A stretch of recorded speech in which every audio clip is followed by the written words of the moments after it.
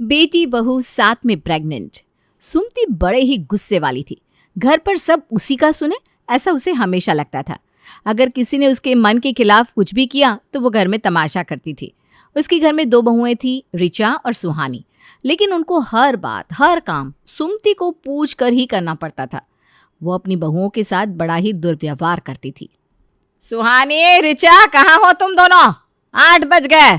मेरे बच्चों को काम पर जाना है और अभी तक उनका चाय नाश्ता तैयार नहीं है। तुमसे एक काम ढंग से नहीं होता। पता नहीं तुम दोनों की माँ ने तुम्हें कुछ सिखाया भी है कि नहीं। माँ जी माफ़ कर देना, आज उठने में बड़ी देर हो गई। वो क्या है ना, रात को मेरी तबीयत खराब हो गई थी। ये मायका नहीं है तुम्हारा, ससुराल है। एक तो देर से उठती हो, ऊपर से झूठ भी बोलती हो।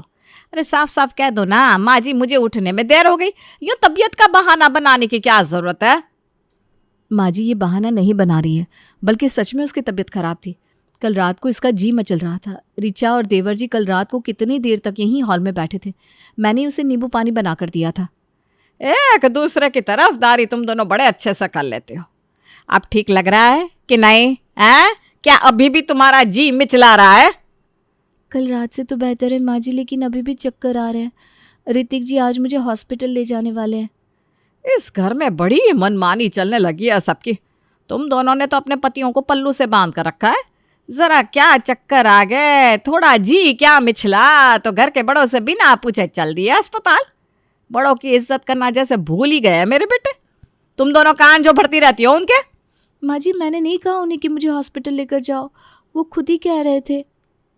वही तो, माँ यहाँ कमर दर्द से मरी जा रही है। माँ की तकलीफ उन्हें नहीं दिखाई देती। तुम्हारे प्यार की पट्टी बंदी है ना उनकी आंखों पर।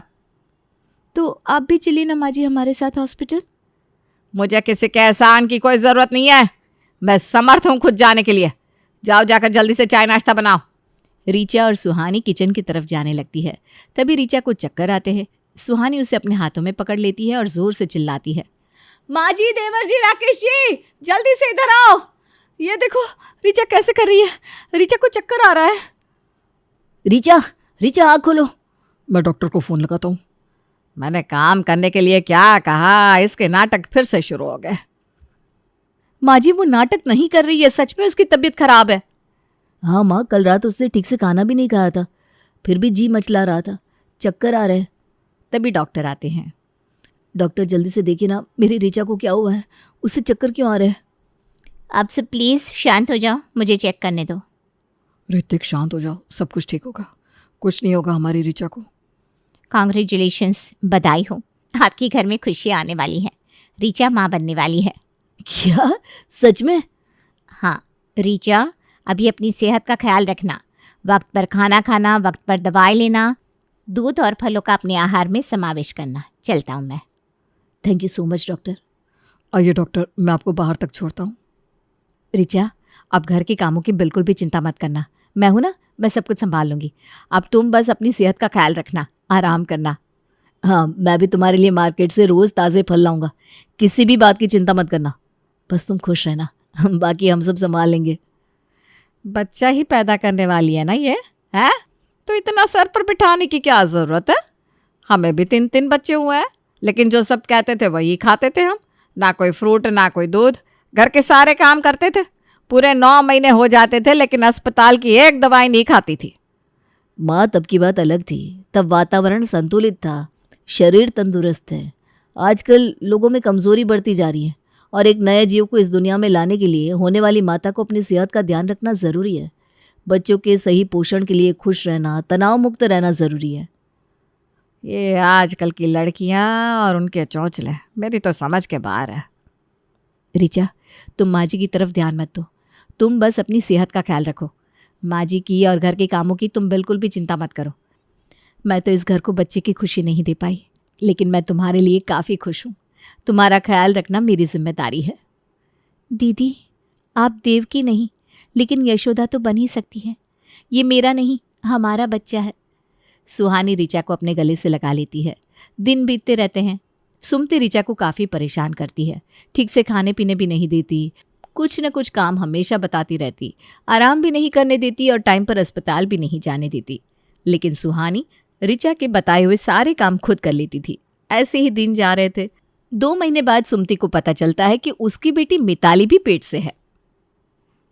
एक खुशखबरी है, भगवान ने तुम्हें एक साथ दुगनी खुशी दी है। अब दादी के साथ साथ तुम नानी भी बनने वाली हो माँ। क्या? सच में बेटा? तुमने तो मुझे दुनिया की सबसे बड़ी खुशी दी है। बेटा मुझे तुमसे मिलना है, तुम कब आ रही हो? एक काम करती हूँ, मैं ही आ जाती हूँ। माँ मेरी बात तो सुनो, मैं आ रही हूँ आपके पास। डॉक्टर ने मुझे ना बेड रेस्ट बताया है। सब कुछ ठीक है ना बेटा? चिंता की तो कोई बात नहीं है ना? नहीं माँ, सब कुछ ठीक है। ठीक है बेटा, तुम आ जाओ, खूब लाड़ करूंगी मैं तुम्हारे। मिताली घर आने वाली है, इस वजह से सुमति काफी खुश थी। जब से उसने मिताली की खबर सुनी थी तब से सुमति ने ऋचा और सुहानी को काम पर लगा दिया था। सुहानी, अब हॉल तो साफ हो गया है, जाओ जाकर जल्दी से खाना बनाना शुरू करो और सारी चीजें मिताली की पसंद की होनी चाहिए। उसके और उसके आने वाले बच्चे की सेहत के लिए जो अच्छा हो वही बनाना। और ऋचा, तुम कितने धीरे धीरे काम करती हो, जरा जल्दी जल्दी हाथ चलाओ भाई। जाओ जाकर मिताली का रूम साफ कर दो, उसे धूल की वजह से परेशानी नहीं होनी चाहिए। माँ जी, ये आप क्या कर रही हो? माना कि आपको मिताली दीदी की काफ़ी चिंता है, लेकिन हमारी ऋचा भी तो प्रेग्नेंट है। वो सुबह से काम कर रही है और मिताली दीदी की रूम काफ़ी ख़राब हो गई है, वहाँ भारी सामान भी है और ऋचा को भी धूल की एलर्जी है। काफ़ी जबान चलने लगी है तुम्हारी, हाँ? और जब से ऋचा पेट से हो गई है तुम उसकी काफ़ी तरफदारी करने लगी हो। अगर तुम नहीं चाहती कि ऋचा मिताली का कमरा साफ करे तो तुम कर दो। लेकिन दीदी को भी खाना भी बनाना है ना। तो खाना तुम बना दो। माँ जी, मैं कमलाबाई को फ़ोन कर देती हूँ, वो कर देगी मिताली दीदी का कमरा साफ। हाँ हाँ, बुला लो कमलाबाई को, पैसे तो पेड़ पर लटकते हैं ना उसे देने के लिए। सुहानी, आजकल तुम मेरे बेटे के काफ़ी पैसे उड़ाने लगी हो। पहले ही जब से ऋचा प्रेग्नेंट हो गई है तब से घर का खर्चा बढ़ गया है, तुम और खर्चे मत बढ़ाओ, समझी? ऋचा, तुमने सुबह से कुछ भी नहीं खाया है, जल्दी से खाना खा लो, तुम्हारी दवाइयाँ ले लो और जाकर आराम करो। माँ जी, मैं दीदी के पसंद का खाना बनाती हूँ पहले और बाद में उनका कमरा भी साफ करती हूँ। ऋचा थक गई है, प्लीज़ आप उसे आराम करने दो। जैसी तुम्हारी मर्जी। अब तुम्हें ही अकेले काम करने का शौक आया है तो हम भी क्या कर सकते हैं। पर हाँ भाई, मुझे खाना बढ़िया चाहिए और रूम भी अच्छे से साफ हो जाना चाहिए। तब तक मैं मार्केट जाकर आती हूँ। सुमति ऋचा और सुहानी को सुनाकर मार्केट चली जाती है। सुहानी अपना काम करने लगती है।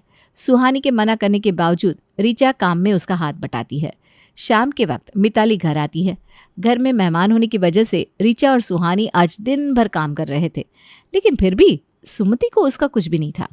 उनकी तारीफ करना तो छोड़ो, सबने खाना खाने के बाद तुम भी खाना खा लो, इतना भी नहीं कहा उसने। मिताली के घर आने के बाद कई दिन बीत जाते हैं। ऋचा जब भी आराम करे तो कुछ न कुछ काम निकालकर सुमति उसे परेशान करती थी। ऋचा और मिताली दोनों भी प्रेग्नेंट होने के बावजूद सुमति दोनों में काफ़ी भेदभाव करती थी। सुहानी को ये बिल्कुल भी पसंद नहीं था। सुमति चाहे ऋचा के साथ कैसा भी व्यवहार करे, लेकिन सुहानी ऋचा का काफ़ी ख्याल रख रही थी। अरे ऋचा, ये क्या कर रही हो तुम? ये नारियल पानी सिर्फ एक ही है और वो मैंने मिताली के लिए रखा है। डॉक्टर ने उसे रोज़ नारियल पानी पीने के लिए कहा है, वो काफ़ी कमज़ोर है ना, और डॉक्टर ने कहा है कि बच्चे की सेहत के लिए नारियल पानी ज़रूरी होता है। सुमति ऋचा के हाथ से नारियल ले लेती है। माँ जी, ये आप क्या कर रही हो? माना कि मिताली दीदी को डॉक्टर ने नारियल पानी पीने के लिए कहा है, लेकिन ऋचा भी प्रेग्नेंट है, ये बात आप बार बार क्यों भूल जाती हो? उसके पेट में भी बच्चा है और उसकी अच्छी सेहत के लिए डॉक्टर ने ऋचा को भी नारियल पानी पीने के लिए कहा है। मिताली दीदी ने आज सुबह ही नारियल पानी पिया था, ऋचा ने आज नहीं पिया है, तो ये नारियल पानी ऋचा का है। अगर आपको और चाहिए तो आप जाकर मार्केट से लेकर आओ ना, नहीं तो इनको या फिर देवर जी को बता दो। ऐसे ऋचा के हाथ से लेने की कोई ज़रूरत नहीं है। बड़ी बहू, ये अच्छा है कि अभी भी मेरे बेटे ही कमाते हैं, तुम्हारी कमाई इस घर में नहीं आती। मेरी बेटी को आए कुछ दिन हुए नहीं और तुम उसका खाने पीने का हिसाब रखने लगी। माँ जी, ना ही इस घर में मेरी कमाई आती है और ना ही मैं किसी के खाने का हिसाब रखती हूँ। उल्टा आप ही मिताली दीदी और ऋचा में भेदभाव करती हो। ऋचा के खाने पीने पर ध्यान रखती हो। देवर जी ऋचा और मिताली दोनों के लिए घर में फल लाते हैं, लेकिन वो फल आप छुपा देती हो। लेकिन फिर भी ऋचा आपसे कुछ नहीं कहती। उसकी माँ उसे बुला रही थी। अगर आपका इतना ही खर्च बढ़ रहा था तो आप भेज देती ऋचा को उसके मायके। सुहानी, आजकल तुम्हें बड़ों से बात करने की तमीज भी नहीं रही। और जोर से बोलो, पूरे मोहल्ले को पता चले कि तुम्हारी सास तुम दोनों पर कितने जुल्म करती है। तुम तो इसकी इतनी तरफदारी कर रही हो कि ये बच्चा तुम्हें ही देने वाली है। माँ जी, ये बच्चा मेरे पेट में बड़ा हो रहा है, लेकिन ये बच्चा हम सबका है। बच्चा हम सबका है तो बच्चे और बच्चे की माँ की सेहत का ध्यान रखना भी हम सबकी जिम्मेदारी है। हाँ हाँ, तुम बन गई हो ना ऋचा की माँ, तुम रख रही हो ना उसका ध्यान, तो क्या जरूरत है उसे मायके भेजने की। मायके जाकर कुछ ज्यादा ही आराम करेगी ये महारानी, और उसके सारे काम मुझे करने पड़ेंगे। काफी हो गया ज्ञान बांटना, चलो जाओ सब अपने अपने काम करो। माँ, आप भाभीयों से इतनी ज़ोर से बातें क्यों कर रही थी? और नारियल पानी का क्या चल रहा था? अरे तुम्हारी भाभियाँ ना तुम्हारे लिए बिल्कुल खुश नहीं है। ऋचा तुम्हारा नारियल पानी पी रही थी तो मैंने कहा ये मिताली का है, तो लगे मुझसे झगड़ा करने। वो मेरे लिए खुश नहीं है, ऐसा उनके बर्ताव से तो नहीं लगता माँ। और नारियल पानी तो मैंने सुबह पिया था ना। माँ, अपना ऋचा भाभी को काफ़ी काम बताती हो। भैया उनके लिए जो भी लाते हैं वो आप मुझे दे देती हो। माँ, ये सही नहीं है। जैसे मेरा बच्चा आपको नानी कहेगा, वैसे भाभी का बच्चा भी आपको दादी कहकर बुलाएगा। आपको हम दोनों के लिए एक समान खुश होना चाहिए।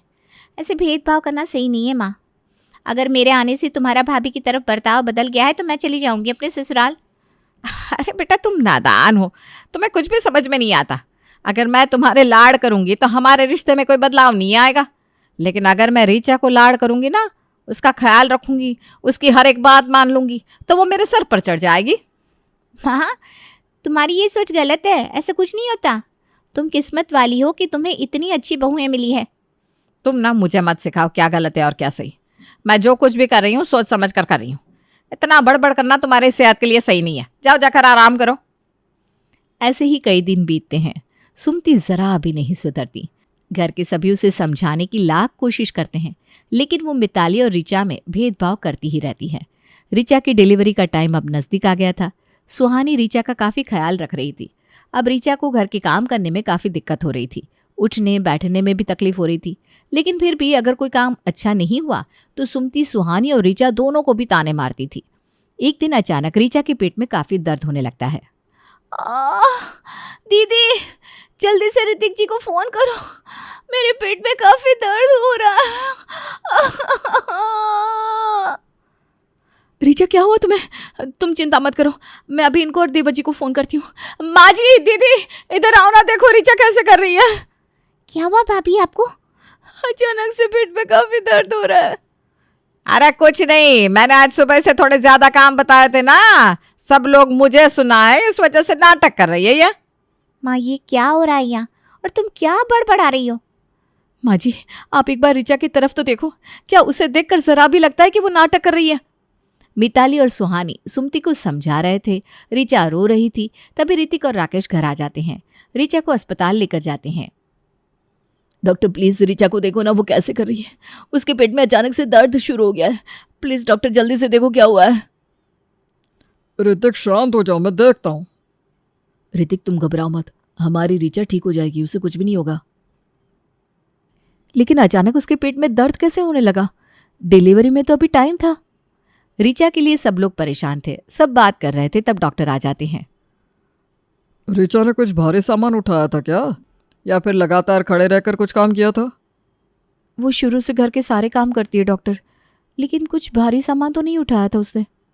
ऋचा की कंडीशन क्रिटिकल है, उसे इंटरनल ब्लीडिंग शुरू हो गया है। हमें जल्दी से सी सेक्शन का डिसीजन लेना होगा। डॉक्टर, आपको जो करना है वो करो, लेकिन बस हमारी ऋचा सही सलामत होनी चाहिए। प्लीज़ डॉक्टर, हमारी ऋचा और हमारे बच्चे को बचा लो। डॉक्टर ऋचा का सी सेक्शन करते हैं। ऋचा को बेटा होता है। ऋचा खतरे से बाहर आ जाती है। उसे सही सलामत देखकर सुहानी और राकेश भी खुश हो जाते हैं। लेकिन ऋचा की इस हालत की वजह थी सुमति।